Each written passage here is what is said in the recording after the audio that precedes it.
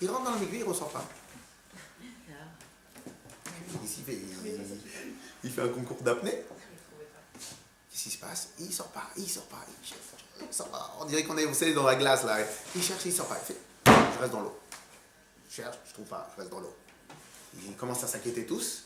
Enfin, ils savent qu'il est un peu extrémiste, quoi. Et ils vont l'attraper, il sort. Mais qu'est-ce qui s'est arrivé? Je trouvais pas ma kippa. Et là, tout de suite, il était prêt à mourir parce qu'il n'avait pas la kippa. Alors évidemment, on va dire, la halakha ne le permet pas, etc. Bien évidemment, on peut dire le maximum de pile-poule que vous voulez. Je vous raconte un fait.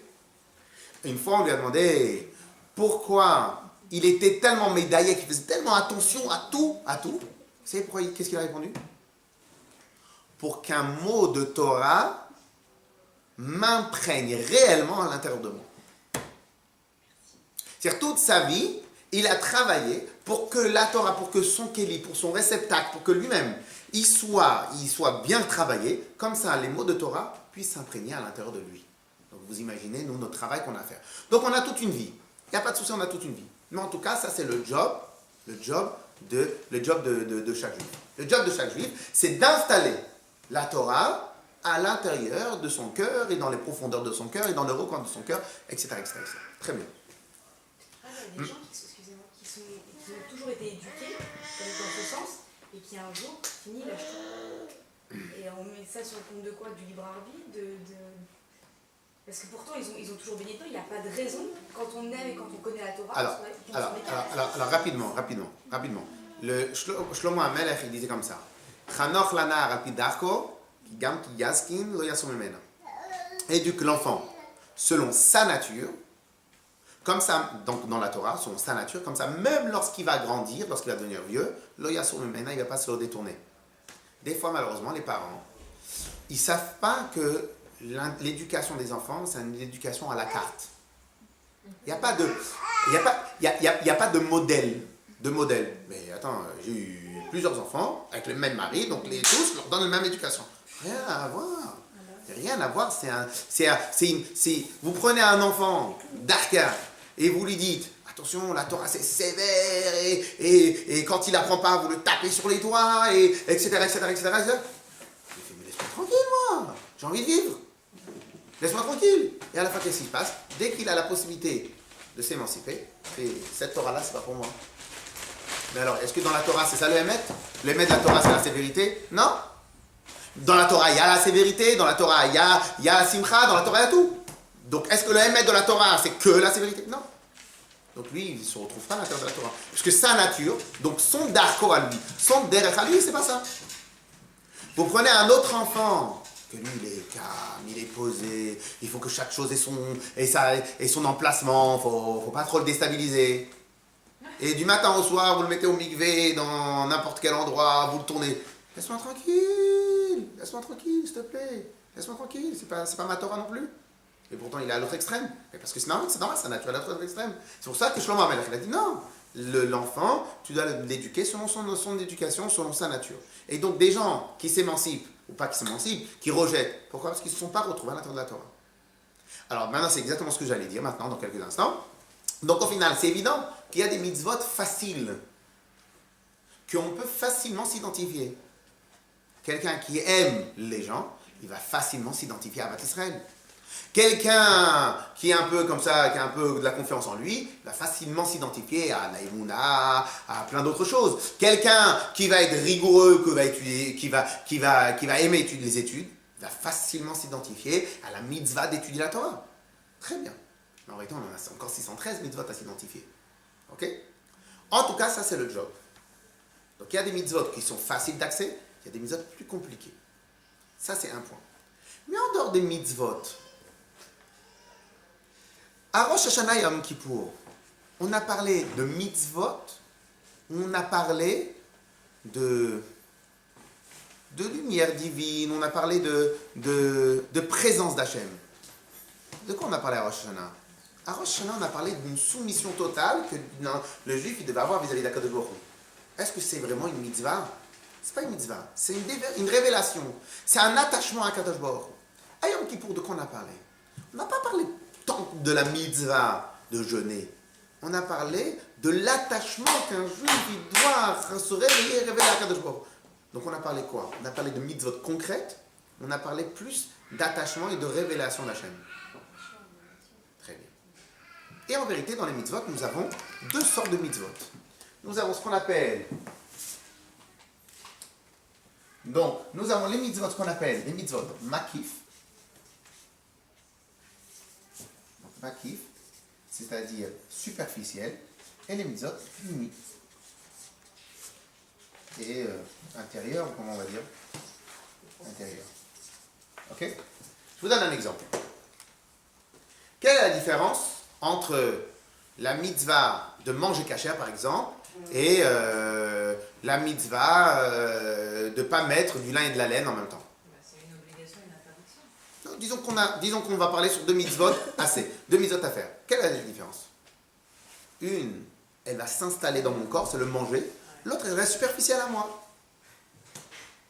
Quelle est la différence entre la mitzvah de Anochi Hashem Elokecha, croire en Dieu, et la mitzvah de mettre les tefilin? La mitzvah de croire en Dieu, c'est vraiment une mitzvah qui englobe plein d'autres mitzvot. Et donc, il y a par exemple marqué que la mitzvah du talit, c'est une mitzvah superficielle. Pas dans le sens superficiel que dénigrant. Dans le sens superficiel, c'est qu'elle englobe, elle a un niveau plus élevé. La mitzvah de Sukkot, c'est quoi la mitzvah de Sukkot? C'est une soukha. Est-ce que la soukha, elle est faite sur mesure ou la soukha, elle englobe? Non, elle est faite sur mesure. Voilà, sur mesure du balcon. Mais si j'ai un grand balcon, je peux faire sur... Ok?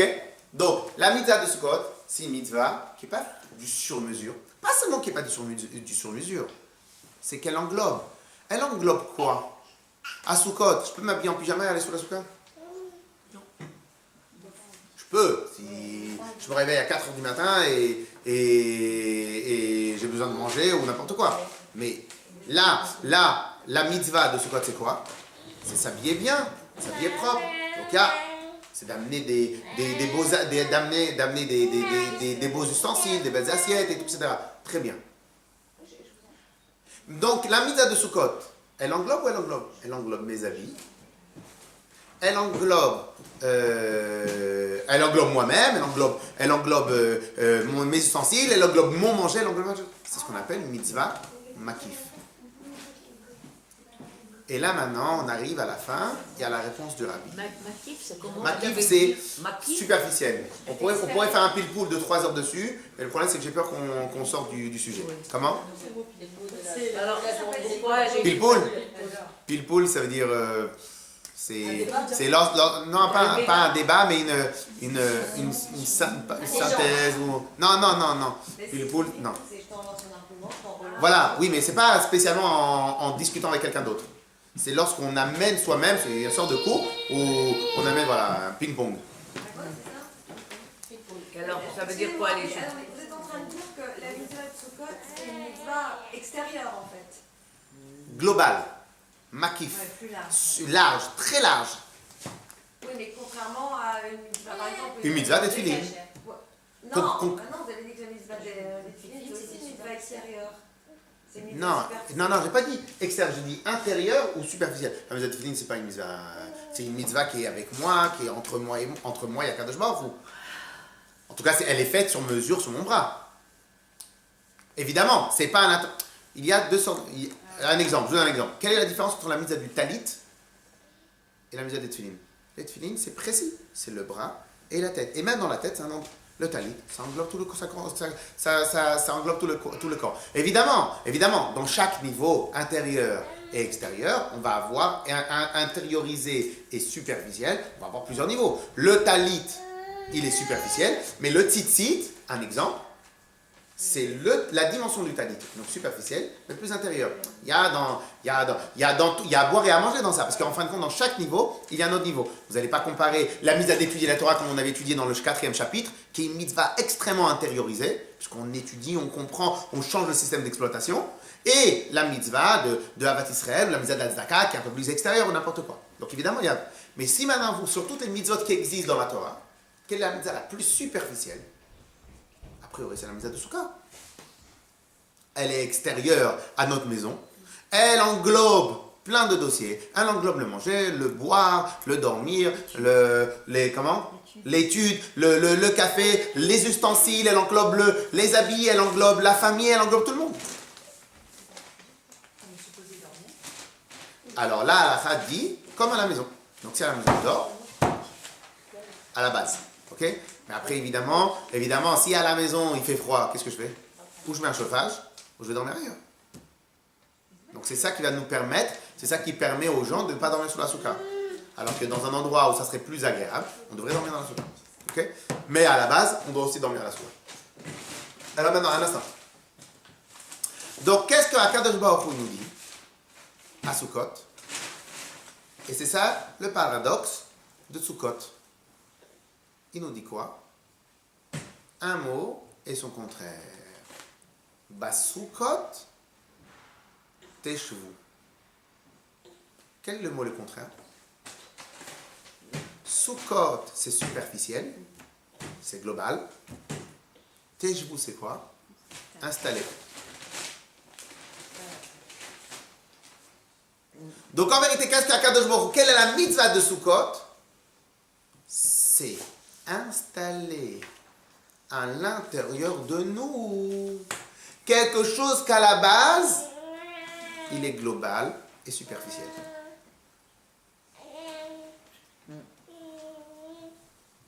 Je termine, après on va faire dans les mots. Et c'est pour cela que dans le passage qui dit, pourquoi vous ferez les Sukkot? Ki basukot oshavti ben Israël. Parce que moi je vous ai installé. Pourquoi tu nous dis parce que moi je vous ai installé? Parce qu'en vérité, il est quasi impossible de rendre quelque chose de superficiel, de le rendre, de l'intérioriser.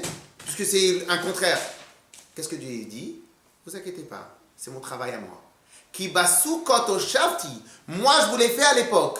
Donc là maintenant je vous donne la force d'intérioriser des niveaux superficiels, des niveaux plus élevés. Je termine encore 2-3 mots et après on va essayer de s'approfondir si on a le temps. Ensuite, on a par exemple, quelle est la deuxième grande mitzvah de Sukkot? C'est le loulav. Comment on fait le loulav? On tend le loulav à l'extérieur et on le ramène à nous. On tend le loulav à l'extérieur, on le ramène à nous. Quel est le principe? Prendre de l'extérieur et ramener à l'intérieur de soi. Donc en vérité, tout le job, toute la mitzvah de Sukkot, c'est quoi? C'est de faire en sorte de prendre quelque chose qui est surélevé de nous et le rendre à l'intérieur de nous. Ok? Alors maintenant, vous allez me dire, mais ça veut dire quoi dans les faits? Ça veut dire quoi dans les faits? Alors maintenant, je vais vous donner un exemple. Imaginons, alors évidemment, dans les faits,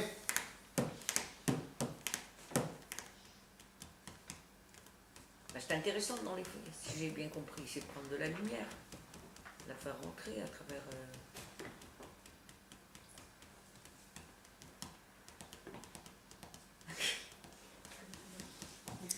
Donnez-moi un exemple de quelque chose qui est superficiel, qui a été superficiel pour vous et qui a été intériorisé. Je n'arrive pas à bien saisir la définition de ce superficiel. Pour moi, superficiel, c'est... Eh ben oui, c'est ça. Mais vous voulez dire par exemple moi? Non, parce que le problème c'est que... Étude, et oui, étude. Moi, c'est faire rentrer la belle vaisselle et faire du bon manger. C'est superficiel complètement. Non. Quelle est la différence entre un Rosh Hashanah que vous aviez vécu avant, par exemple, le cours de la semaine dernière, et si maintenant vous avez bien compris le cours de la semaine dernière, comment vous l'avez ressenti ce Rosh Hashanah? Et imaginez maintenant comment vous allez ressentir le Rosh Hashanah dans 5 ans, si tous les ans, vous retravaillez le principe. Comment quelqu'un qui ne fait pas Shabbat, quand on lui parlait de Shabbat, vous savez quoi la signification? 2, 3, 4 ans, 5 ans plus tard, quand elle s'est habituée, quelle est la signification du Shabbat? On a donné un sens, parce qu'on se l'est approprié. Voilà, C'est ça, approprié. Approprié. Alors maintenant, c'est ça, approprié. C'est-à-dire quoi? Alors maintenant, on va refaire. Est-ce que ça a un lien, excusez-moi, est-ce qu'on peut comparer à je fais des gestes automatiques parce qu'on m'a dit qu'il fallait C'est le faire, exactement j'ai ça. vu ma mère le faire et un jour je le fais avec vraiment... C'est exactement. Sauf que là, on est dans du réel spirituel. Ça veut dire quoi du réel spirituel? Parce qu'en vérité, Akadosh Baruch Hu, il te dit, ici maintenant, tout de suite, la mitzvah de Sukkot, c'est une mitzvah extraordinaire. Alors, dans les livres de Chassidut, c'est marqué qu'il y a une très très haute présence d'Akadosh Baruch Hu à l'intérieur. Ok? Alors maintenant, cette mitzvah-là, cet très haut niveau de présence d'Akadosh Baruch Hu, c'est comme Pessah. Une des mitzvot fondatrices du peuple juif, c'est Pessah, manger la souka, manger la matzah. Lorsque maintenant on est à Sukkot, ça fait partie aussi des mitzvot fondateurs du peuple juif, c'est pendant 40 années. Donc maintenant on doit s'approprier ce niveau-là, on doit le rentrer à l'intérieur. Alors évidemment c'est un peu compliqué, mais pourquoi c'est un peu compliqué? Parce que c'est des mitzvot spirituels, mais tachles, ça c'est le job. Alors maintenant, à travers la mitzvah du Lulav, on va encore essayer de ramener vers nous encore plus cette mitzvah-là. Maintenant, je vais refaire un peu l'historique de Yom Kippour. Et on va essayer de travailler un peu Simchat Torah, parce que je ne sais pas si la semaine prochaine, on aura le temps d'étudier avec les fêtes et tout, etc. Un exemple. Qu'est-ce qu'on a étudié à Rosh Hashanah? Au début, on a étudié Akadosh Baruch Hu, c'est notre roi. On doit avoir une soumission totale jusqu'à ne plus exister. Kippour, mais ça c'est un niveau très élevé. Kippour, on a dit, c'est encore un moyen de ne pas exister, mais là en tant qu'enfant. Donc pour l'instant, on est allé très très loin, on n'est pas rentré dans les détails, c'était que des mitzvot générales. Puisqu'en vérité, à Rosh Hashanah, le roi il n'a pas encore donné d'ordre. Donc pour l'instant, il y a eu un seul point, le couronnement. Mais donne-nous des ordres, c'est pas maintenant. D'abord, je veux être sûr et certain que vous prenez sur moi. Donc c'est une mitzvah d'ordre général. Yom Kippour, Akadosh Baruch Hu, il pardonne tout. C'est aussi une mitzvah d'ordre général. Où sont les détails? Donc en vérité, nous avons vécu Rosh Hashanah, que c'était une grande mitzvah, c'était le début de l'année, une mitzvah d'ordre très général. Yom Kippour aussi, que c'était un point, c'est une chose faisable, mais que c'était aussi une mitzvah d'ordre général. C'est-à-dire, on n'est pas dans les détails, on pardonne sur tout ce qu'on a fait, c'est du global. Et là, on arrive, on avait dit tout au début du cours de Rosh Hashanah, qu'en vérité, toutes les mitzvot de toutes les fêtes de Tishri sont liées. Ensuite, nous arrivons à Sukkot. Là aussi, c'est général. Mais là, ça va être la première fois où le général, on va essayer de l'installer dans nos vies de tous les jours. Vivre sous la souka, ça veut dire quoi? Vivre la mitzvah, non pas dans un moment uniquement de synagogue, non pas dans un moment uniquement où j'ai les tefilines, non pas dans un moment uniquement où je suis dans un jour spécial, c'est jusqu'à Chol HaMoed, c'est jusqu'à s'installer dans un moment